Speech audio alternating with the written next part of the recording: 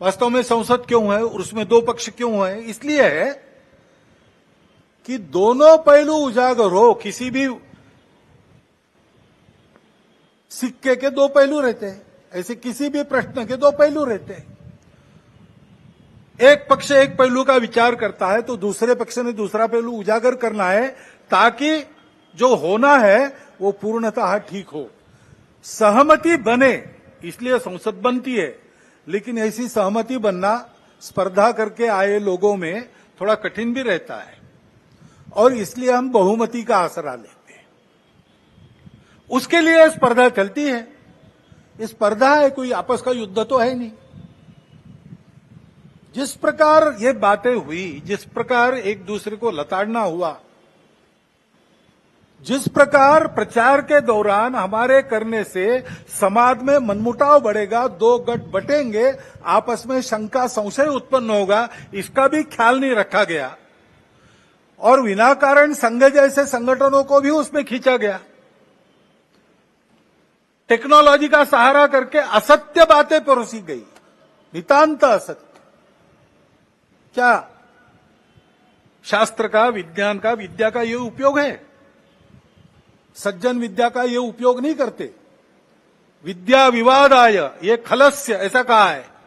विद्या विवादाय धनम मदाय शक्ति परेशान परपीडनाय खलस्य साधो विपरीतमेतत् ज्ञानाय दानाय च रक्षणाय।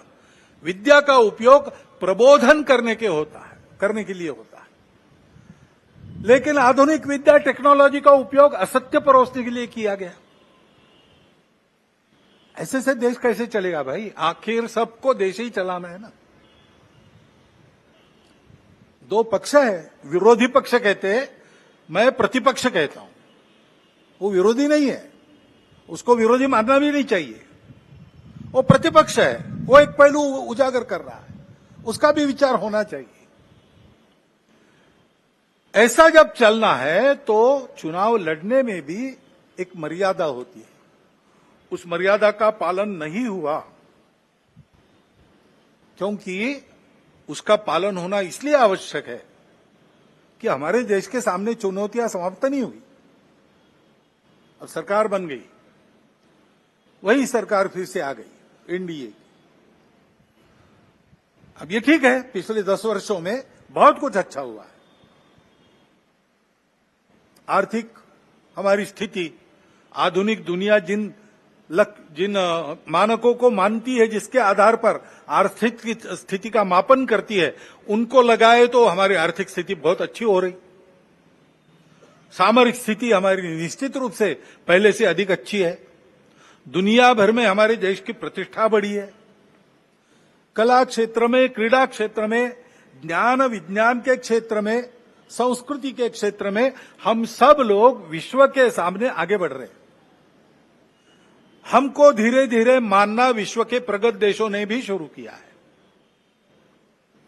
लेकिन इसका मतलब ये नहीं है कि हम चुनौतियों से मुक्त हुए। अभी उन बातों से मुक्त होकर, जो चुनाव के आवेश में अतिरेक हो गया, उससे मुक्त होकर हमको आने वाली बातों का विचार करना है।